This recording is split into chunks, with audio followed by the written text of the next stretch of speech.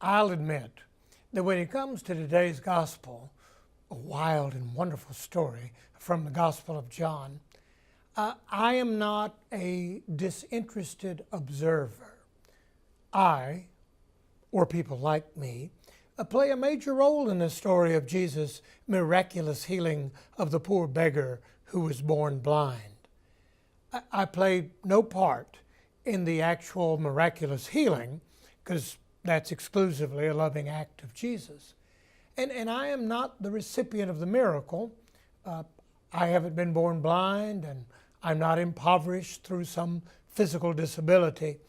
No, I'm a pastor, a religious leader, a church official, an expert on theology, or at least the closest thing to an expert in this congregation this morning. So that means that I'm most like the people who responded to Jesus' healing work, not with praise, wonder, astonishment, gratitude, but with argument, condemnation, name-calling, and controversy. I'm more like those whom John calls the Jewish authorities.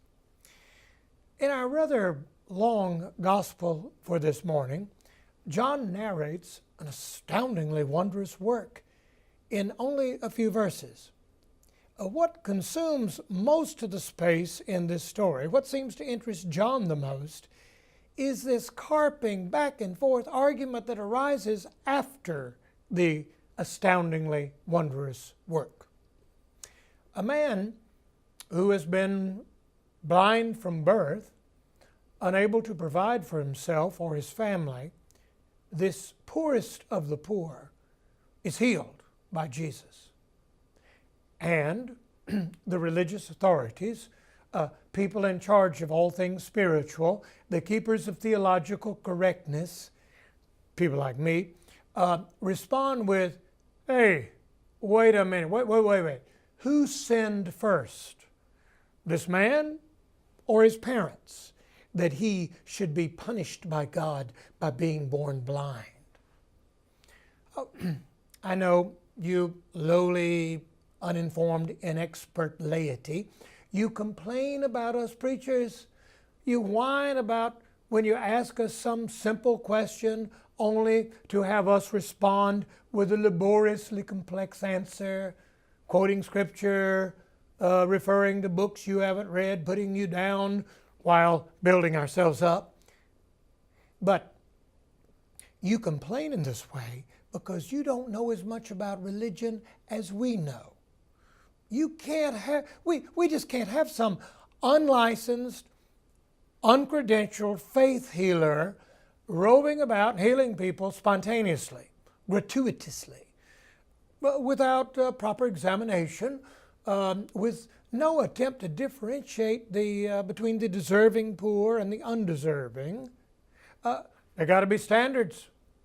Sorry to pop your balloon, but how can you be sure that this man has been properly diagnosed? Can he afford to pay for this medical service? Or is he trying to siphon off resources from the government for his own personal health care? Is his unfortunate condition due to neglect or incompetence by his parents? There got to be standards. In a previous congregation, a woman said that God had personally spoken to her and given her a direct assignment. Go, begin an after-school daycare program for latchkey kids in the neighborhood around the church. Well, she took the initiative. She organized, equipped, recruited, got the program rolling. We hadn't had one new program. We hadn't had one success in my whole first year I had been a pastor there. And her program was, by widespread consensus, nothing less than a miracle.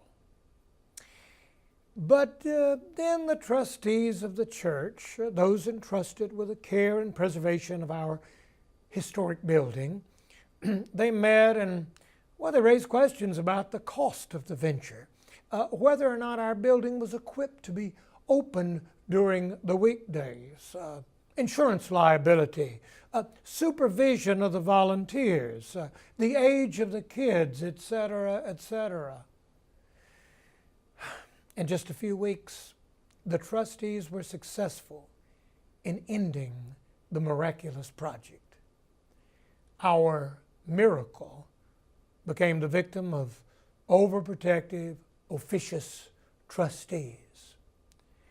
But now still, somebody must have standards. The man who has been blind since birth moves quickly from being the recipient of a wondrous healing to being the accused. Who healed you? He is interrogated by the religious authorities. He responds, actually, I was blind at the time, so I couldn't see exactly who did it. Is this guy claiming to be miraculously healed? Is he your son? His parents are asked. And the fearful parents say, it's hard to say for sure. Before we make an example of you to show what happens when dirty little sinners like you get out of line and get miraculously healed, do you think this Jesus is a legitimate spiritual leader or not? And the man ventures that he suspects that Jesus might be a prophet. He just got his sight, so he can't say for sure. Everything looks fuzzy at this point. But then he says something that really jerks my attention as a religious authority. The once blind man says, hey, here's what I do know for sure. I was blind, and now I see. Even though he doesn't know enough to make a decisive judgment about the messianic identity of Jesus, even though he's no theological expert able to identify and label sin, he knows one thing, one true thing. I was blind, and now I see. And despite the threats and the critics, no matter the derision and the ridicule, he speaks up. He testifies to what he has personally experienced, the miraculous gift that he has been given. I'm not too happy with the role that me and my kind play in this story of the healing of the blind man. I'm not proud of the way that we religious authorities often step back and raise questions, or worse, deride and ridicule the simple faith of others. Note that it's people in positions like mine who speculated that day, hey, wait a minute, where's the sinner here? If it's not this poor blind man, then it must be it's got to be his parents, and if it's not them, maybe the real sinner is Jesus. Note, please, that Jesus appears to have zero interest in speculation upon the sin or upon the sinners. He heals the man. He lets people say no or yes to the miraculous power of God working through him, and then he just moves on. But I'm thinking that some of you here this morning, some of you may find comfort in the role played by the formerly blind man, now testifying to what he knows, to what he now sees. There's a sort of dignity in his, well, here's all I know. I was blind, now I see. Some of you have friends, good people, who, when it comes to the Christian faith, they just don't see what you see in Jesus. They may or may not make fun of you for your belief, but they don't see why you are here this morning. If they've ever been bold enough to ask you, hey, why? What do you see in Jesus? And if you've been bold enough to attempt to explain your reason for faith, there's a real good chance that you responded with some form of the, well, here's what I do know. I had a man in my church who struggled for years with various forms of addiction.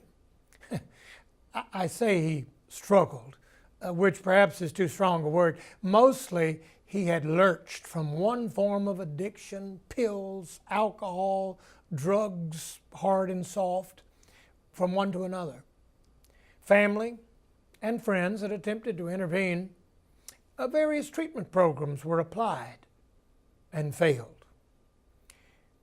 And then one spring night, he said, it was as clear as day. Jesus appeared to me and he touched me. In an instant, I was delivered of this demon that had stalked me for so long. Well, some in the congregation snickered behind his back. I wonder if he was sober when he saw Jesus. Or the even more cynical said, ain't it a shame that Jesus couldn't have showed up 10 years ago when he still had a wife? When I was asked to rule on the validity of this man's miraculous healing, all I could say as the informed spiritual authority was, well, who knows? He says he's healed. He said Jesus did it. And so who are we to doubt? When he was asked to explain himself, to say why it was that Jesus cured him and not the dozens of other addicted persons in the congregation, he just replied, hey, all I know is I was a drunk. I was going down for the third time. I was unable to help myself. And then Jesus cured me. That's all I know. When he remained sober and free for his remaining years, some would say, well, I guess he really was healed by Jesus. And even then, he would say, look, all I know is I was dying, and then Jesus rescued me. Most pastors will tell you, laity, it's usually not the smartest, best educated, most thoughtful members of the congregation who seem to have had the deepest, most wonderful experiences with God. More than likely, it's the simple, everyday saints who, though their theology isn't too complicated, though they don't spend a lot of time in reflection and rumination, those who are able simply to say, at the end of all of our theological speculation, hey, look, all I know is I've had all sorts of people report to me, usually with some embarrassment, that they've had some strange mystical experience. And as a religious expert, I try to be open-minded, but maybe my skepticism comes through because many will say, look, well, preacher, all I know is it happened. Happened just as clear as day, just like I'm sitting in front of you telling it. So I say, go ahead. You stick with your experience of God. And when God shows up to you or someone you love, don't waste time speculating on why you and not somebody else. Don't let the sophisticated cynics like me, disturb you, dissuade you. Don't wait to believe until you have carefully, rationally worked through all the possible explanations. You go ahead. You face the world, and you say with gratitude and confidence, hey, all I know is